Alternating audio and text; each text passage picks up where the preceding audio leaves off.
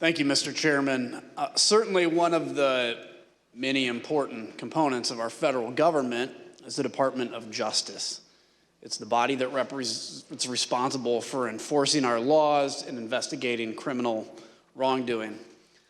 For this reason, it's of the utmost importance that our Department of Justice operates as a fair and neutral body that enforces our federal laws without fear or without favor. It is this critical function that President Trump sought to corrupt, as he sought to use the Department of Justice to investigate and prosecute purported election fraud and to help him convince the public that the election was stolen.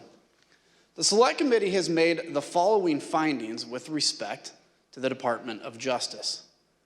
In the weeks immediately following the 2020 election, Attorney General Bill Barr advised President Trump that the Department of Justice had not seen any evidence to support Trump's theory that the election was stolen by fraud. No evidence. Over the course of the 3 meetings in this post-election period, Attorney General Barr assured President Trump that the Justice Department was properly investigating claims of election fraud. He debunked numerous election fraud claims, many of which the president would then go on to repeat publicly. And he made clear that President Trump was doing, quote, a great disservice to the country by pursuing them.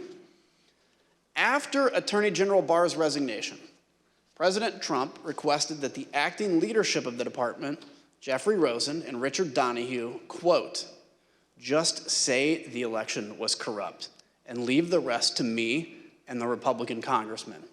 In other words, just tell a small lie to put the facade of legitimacy on this lie, and the Republican congressmen and I can distort and destroy and create doubt all ourselves.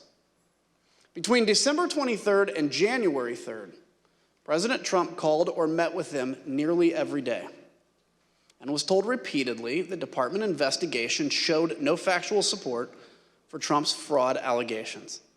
Mr. Rosen and Mr. Donoghue told him that the fraud claims were simply untrue. As Mr. Rosen and Mr. Donoghue continued to resist, President Trump then tried to install a loyalist named Jeffrey Clark to lead the department as acting Attorney General. On several occasions, Clark met with the president, apparently along with Representative Scott Perry, without authorization, promising to take the actions that Barr, Rosen, and Donoghue had refused to take. In particular, Mr. Clark intended to send a letter that he had drafted with the help of a political appointee that the White House installed at DOJ with just weeks left in the administration.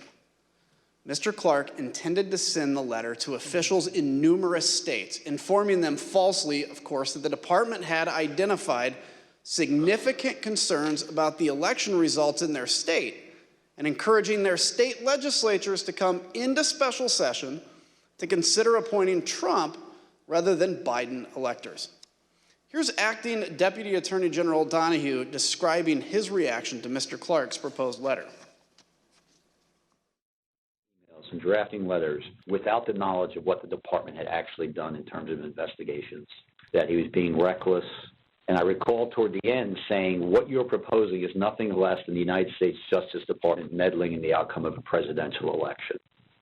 Knowing that existing department leadership would not support his false election claims, President Trump offered Mr. Clark the job of acting Attorney General.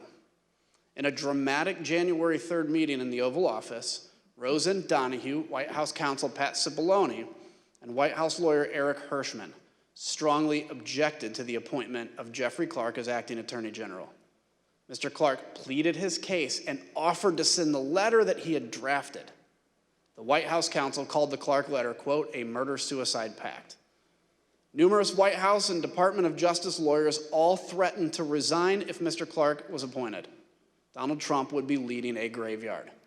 It was only after the threat of mass resignations that President Trump rescinded his offer to Mr. Clark. Mr. Chairman, I yield back.